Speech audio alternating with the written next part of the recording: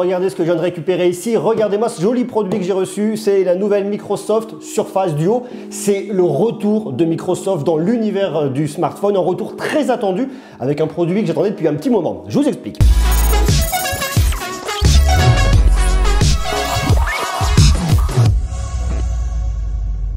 J'étais au mois d'octobre 2019 à New York, invité par Microsoft pour découvrir leur nouvelle gamme de produits. Et dans cette nouvelle gamme, eh bien, il y a une grande et belle surprise. C'est l'annonce de cette Microsoft Surface Duo et également de la Microsoft Surface Neo.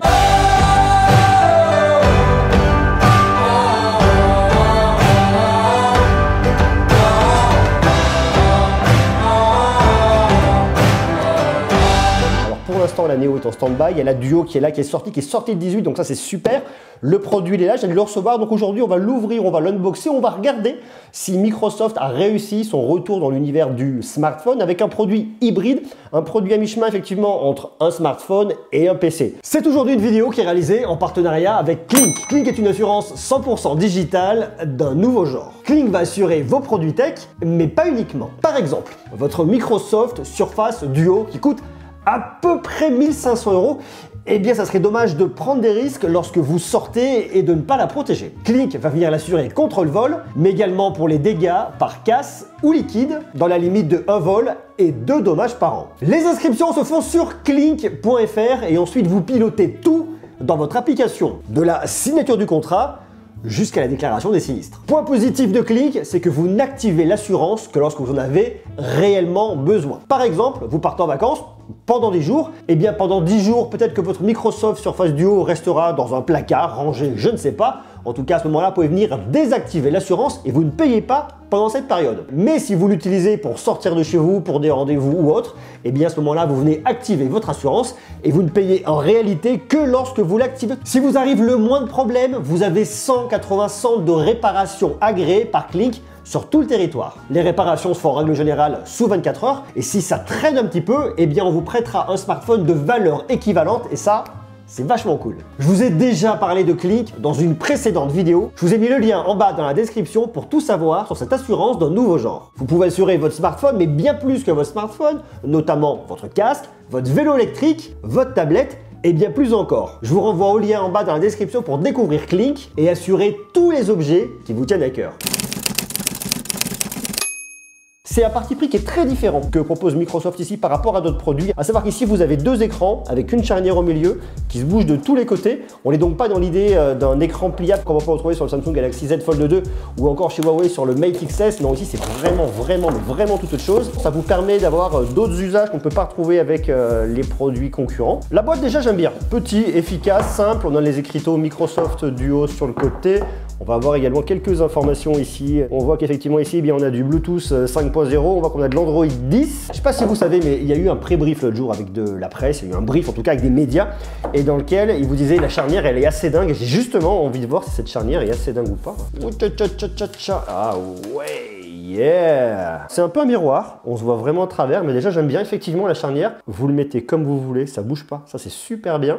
Moi, le truc qui me surprend tout de suite et que je trouve vraiment extrêmement impressionnant, c'est la finesse. Regardez ça là, la finesse c'est absolument incroyable. Je vous mets un iPhone à côté, c'est assez surprenant. Hors coque hein, bien évidemment, il est un peu moins long, un peu plus large, le format il est super bien. Je pense que je peux le mettre dans la poche sans que ça pose trop de problèmes. Il est un peu large, un peu long, mais sinon bon. Au niveau du format, c'est très compact, ça me surprend. Je l'avais vu, je l'avais jamais pris en main. Donc là, le fait de le découvrir comme ça, je trouve ça vraiment super cool. On peut le mettre comme on veut, on peut le mettre en mode tente, on peut venir le poser dans l'autre sens pour se regarder un film. Qu'est-ce qu'on a ensuite à l'intérieur de cette boîte? Alors attendez, faites voir, Surface Duo Bumper, qui est spécialement conçu pour aider à protéger votre appareil. Ah ok, on a une petite protection. Attachez le Surface Duo Bumper.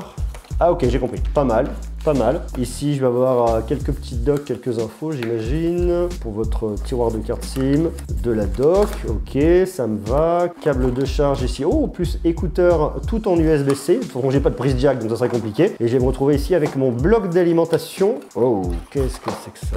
Un bloc d'alim qui va servir pour plusieurs pays à la fois, je pense. Donc moi ici, j'ai la version FR, mais j'imagine qu'on peut très bien avoir une version étrangère où on vient de glisser dedans. Tac, en USB-C également.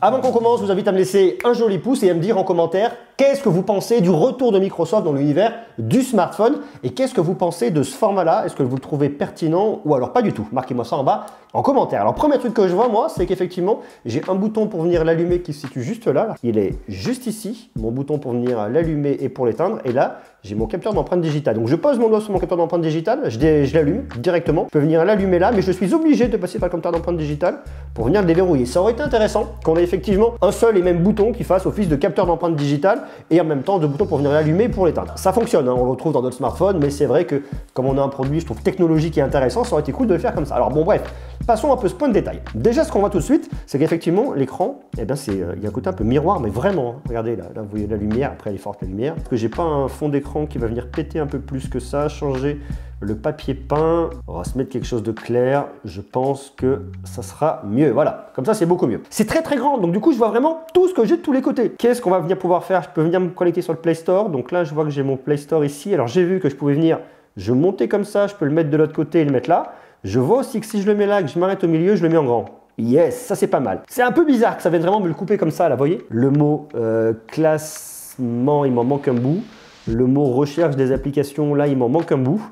Ça, c'est du point de détail de finition. La partie de la charnière au milieu est considérée comme une partie de l'écran intégré. Donc, rien ne s'affiche. Il faudra vraiment venir voir à l'usage si c'est problématique ou pas. Une fois de plus, laissez-moi un peu de temps. Venez vous abonner, comme ça vous saurez tout. Dès qu'on parlera du test d'ici quelques jours, ça ne saurait tarder. On va regarder ça très très vite. Je le prends, je peux me le mettre là si je veux. Ok, j'aime bien ce côté pour venir naviguer. Ça ne me dérange pas de le sentir sous le doigt, là, vous voyez, parce qu'on pourrait se dire, ah, je le sens sous le doigt, est-ce que c'est problématique? Pas du tout, ça marche. Et donc là, c'est pareil, je peux venir ouvrir autre chose. Bon, là, est-ce que je peux ouvrir un deuxième Play Store? Ah non, voilà, ça me le switch. En fait, non, je peux pas. Et de la même chose, je pense que si je fais ça, j'appuie sur le Play Store, ça me le change de côté. Pourquoi pas? C'est marrant. Donc, alors, attendez, mon Play Store, je l'ai là. Hop, je vais vers le haut, je l'enlève.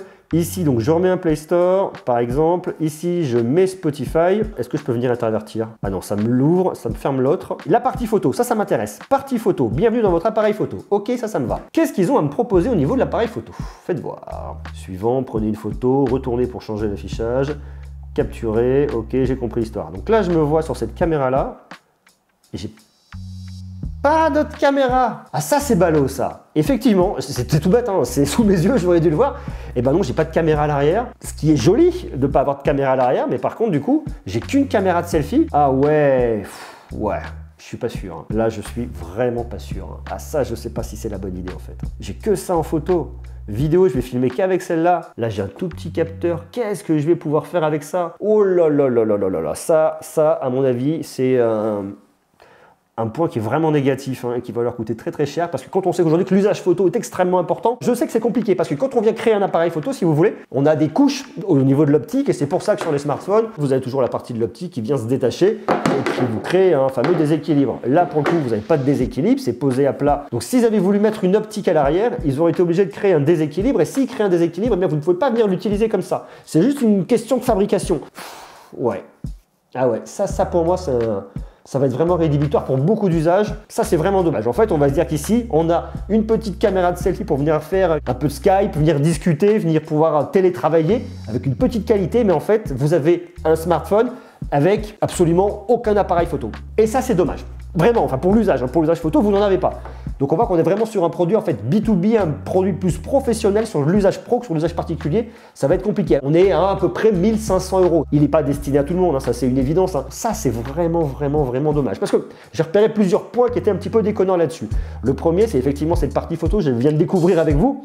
On va dire que le deuxième, c'est la partie du processeur. Ici, vous avez un Snapdragon 855. C'est-à-dire que c'est le processeur de Qualcomm de 2019. On se remet un peu dans l'histoire. Fin 2020 a été présenté le processeur pour 2021. Donc pour cette année, c'est le Snapdragon 888. Fin 2019 a été présenté le processeur pour 2020, c'est le Snapdragon 865. Et fin 2018 a été présenté pour 2019 le Snapdragon 855 que vous retrouvez ici dans cette bécane qui vient de sortir en 2021 en France et qui est sorti au mois d'août, je crois que c'est au mois d'août 2020 aux US. Donc on se retrouve avec un processeur qui est 2 générations passées et une fois de plus, c'est un tarif d'un peu plus de 1500 €. Donc ça, c'est problématique. Donc il y a ce côté-là qui est problématique en termes de performance. Il y a le côté effectivement de fait de ne pas avoir de photo qui est problématique et il y a le fait que vous n'avez pas de 5G.